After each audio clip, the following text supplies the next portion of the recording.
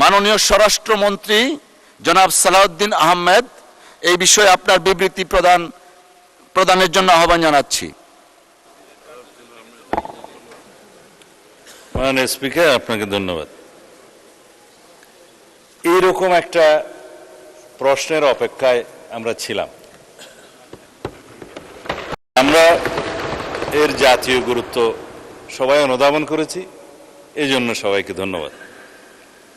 কিছুদিন যাবৎ আমরা সবাই লক্ষ্য করছি বাংলাদেশের সরকারের প্রধান, তার স্ত্রী, তার কন্যা, আমারও আছে, আমারও স্ত্রী পুত্র কন্যাকে দিয়েছে, অনেকেরই গুরুত্বপূর্ণ রাজনৈতিক ব্যক্তিত্ব এবং সমাজের গুরুত্বপূর্ণ ব্যক্তি তাদের পরিবারের সদস্যদের নিয়ে অথবা রাজনৈতিকভাবে প্রতিপক্ষ বিবেচনায় যে সমস্ত কন্টেন্ট সামাজিক যোগাযোগ মাধ্যমে ভার্চুয়াল মিডিয়ায় প্রকাশিত হচ্ছে স্বাধীনতার নামে এবং মত প্রকাশের স্বাধীনতার নামে, সেটা আসলেই মত প্রকাশের স্বাধীনতা কিনা সেটা পুনরায় সংজ্ঞায়িত করা দরকার।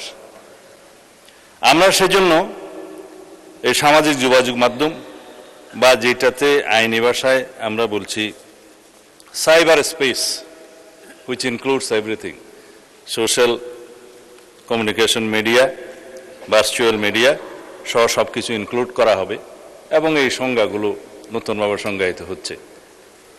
এবং আজকে সকালেই এই বিষয়ে আমি একটা আইনি সংস্কার করার জন্য ড্রাফটে হাত দিয়েছি। তা আমি জানতাম না আজকে এই কোয়েশ্চেনটা এখানে আসবে, এবং এটা মন্ত্রণালয় হিসেবে তথ্য মন্ত্রণালয়ের বিষয় যেহেতু কোরিলেটেড, আর এখানে সংসদের একটা বিধি মোতাবেক কেউ না থাকলে আমার জবাব দেওয়ার একটা বিধান আছে, সেই জন্য মাননীয় চিফ হুইপ একটা চিঠি আপনাদের দিয়ে রাখছে। ওই হিসাবে বলছি, উদ্দেশ্য ও কারণ সম্বলিত প্যারার মধ্যে আমরা যেটা ড্রাফট করার চিন্তা করছি খসড়া, তার মধ্যে শুধু কয়েকটা লাইন পড়ি। সাইবার স্পেসে গুজব, অপতথ্যের ক্রমবর্ধমান বিস্তার, কৃত্রিম বুদ্ধিমত্তা অর্থাৎ আর্টিফিশিয়াল ইন্টেলিজেন্স ব্যবহার করে বিভ্রান্তিকর, অপমানকর, বিরক্তিকর ও মানহানিকর কন্টেন্ট তৈরি এবং প্রচারের প্রবণতা, সামাজিক যোগাযোগ মাধ্যমে ক্ষতিকর কন্টেন্ট দ্রুত অপসারণের প্রয়োজনীয়তা এবং আন্তর্জাতিক প্রযুক্তি ফর্মসমূহের সাথে অধিকতর কার্যকর সমন্বয়ের জন্য সাইবার সুরক্ষা আইনের একটা সংশোধনী আনতে হবে। সেটা সাইবার সুরক্ষা আইন 2026 নামে আমরা অবহিত করব। এর কতিপয় বিধান সংশোধন আমরা করব। তার মধ্যে এই যে গুজব, অপতথ্য, মানহানি, এরগুলো নতুন করে সংজ্ঞায়িত করা হবে। এছাড়া সাইবার স্পেসে এরূপ কন্টেন্টের প্রচার প্রতিরোধের জন্য একটা নতুন ধারার শাস্তির বিধান এখানে আনা হবে। আবার আন্তর্জাতিক প্রযুক্তি প্ল্যাটফর্ম সমূহের সাথে কার্যকর সমন্বয় এবং সময়সীমাভিত্তিক কন্টেন্ট অপসারণ ব্যবস্থা নিশ্চিত করার জন্য আর একটা নতুন বিধি সংযোজন করা হবে। কারণ এখন আমরা রিকোয়েস্ট করি, হয়তো 6 মাস পরে সেটা অপসারণ করে নাও করতে পারে, সেজন্য এটা আনা। আর এই যে রিপোর্টকৃত কন্টেন্টের অপসারণ প্রক্রিয়া অধিকতর কার্যকর এবং জবাবদিহিতামূলক করার জন্য সেখানে বিধান আনা হবে। এবং আইন শৃঙ্খলা রক্ষাকারী বাহিনীর পাশাপাশি সরকারের নিকট থেকে ক্ষমতাপ্রাপ্ত অন্যান্য সংস্থাকেও আমরা এবং বাহিনীকেও এই সমস্ত তথ্য উপাত্ত অপসারণ, ব্লক এবং স্থানান্তর করবার জন্য আমরা ব্যবস্থা রাখব। সেখানে আমরা অনেক অথরিটি আছে, জাতীয় সাইবার সুরক্ষা আইনের মহাপরিচালক আছে, প্রযোজ্য ক্ষেত্রে বিটিআরসি আছে, তাদেরকে আমরা এই ক্ষমতা দিতে পারি।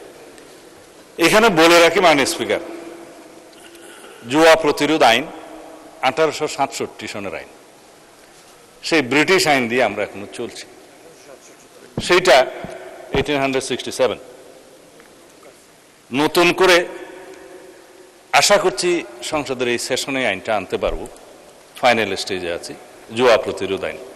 সেই জায়গায় জুয়া, অনলাইন জুয়া, অফলাইন জুয়া, বিভিন্ন প্ল্যাটফর্ম এগুলো ব্যবহার করে যে অপরাধগুলো সংগঠিত হচ্ছে, তার সাথে মাদকও জড়িত, ওয়েটিং জড়িত, এগুলো এখন আধুনিকায়ন করতে হবে। আমরা আরও অনেক আইন আনার চেষ্টা করছি। আইনি কাঠামোটা দাঁড় করা গেলে সেটা তখন প্রয়োগের ব্যাপার।